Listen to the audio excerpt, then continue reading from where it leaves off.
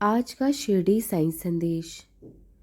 तुम ज़्यादा सोचने के कारण अपने परिवार, बच्चों पर अपनों को ध्यान नहीं दे पा रहे हो, जिससे तुम्हारे बच्चे या कोई भी हो सकता है वो गलत रास्ते की ओर आकर्षित हो रहे हैं। खुद को संभालो, तभी तुम उनको भी संभाल पाओगे।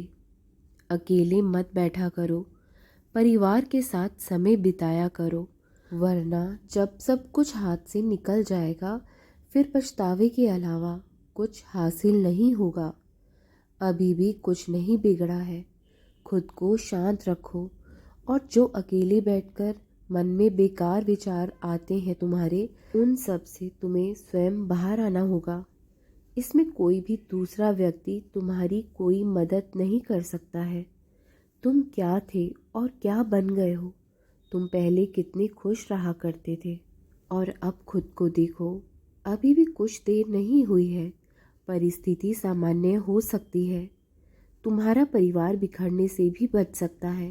परिवार में एकता लाओ, मैं सब ठीक कर दूंगा, लेकिन पहल तो तुम्हें ही करनी पड़ेगी।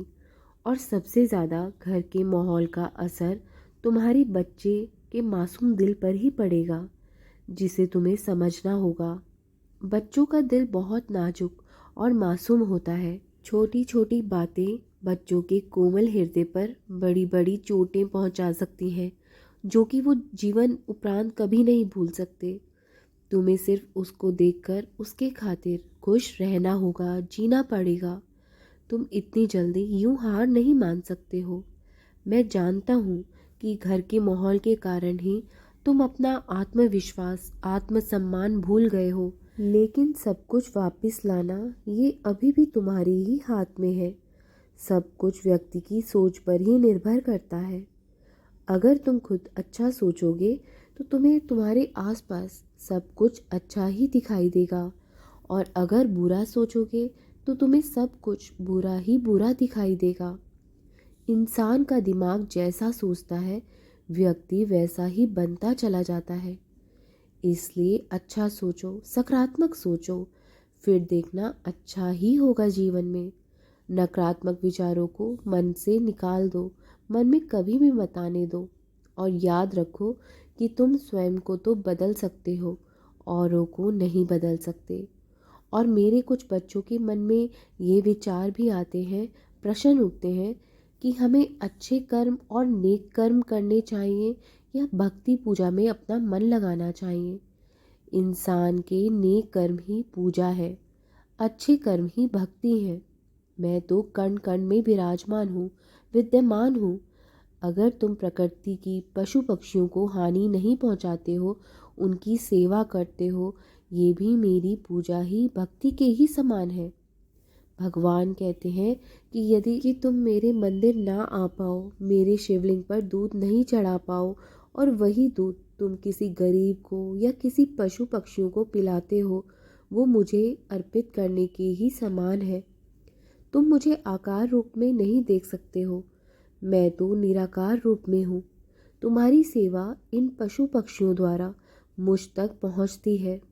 इसलिए भटको नहीं, या संशय मत लाना मन में कि भक्ति और सेवा अलग है। दोनों एक ही है।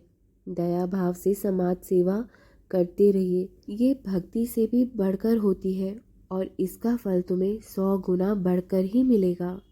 मैं देख रहा हूँ कि तुम्हारा हृदय बहुत ही कोमल और निर्मल हो चुका है। ये सब मेरी भक्ति का ही नतीजा है। और जो तुम ये आध्यात्मिक राह पर चल पड़े हो, इसका फल तुम्हें आगे जाकर सुखद ही मिलेगा।